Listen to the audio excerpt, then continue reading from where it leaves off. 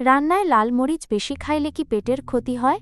আপনি জানলে অবাক হবেন, এই মরিচের অনেক গুণ আছে। লাল মরিচ আমাদের খাবারের স্বাদ আর রং বাড়ায়। এতে আছে প্রচুর ভিটামিন সি আর পটাশিয়াম। মরিচের ঝাল আপনার শরীরের রোগ প্রতিরোধ ক্ষমতা বাড়ায়। এটি শরীরের মেদ বা চর্বি কমাতে খুব সাহায্য করে। হার্ট ভালো রাখতে আর রক্ত সচল রাখতে এটি কাজ করে। লাল মরিচ খাইলে আপনার হজম শক্তি অনেক ভালো হবে।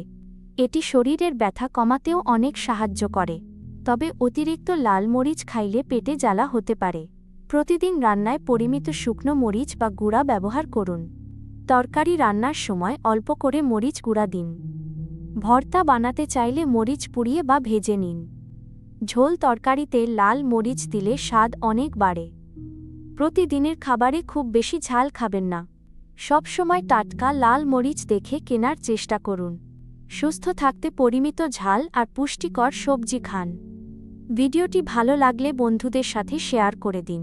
কাল কি নিয়ে জানতে চান কমেন্টে লিখে জানান। সবাই অনেক ভালো থাকুন আর সুস্থ থাকুন। ধন্যবাদ।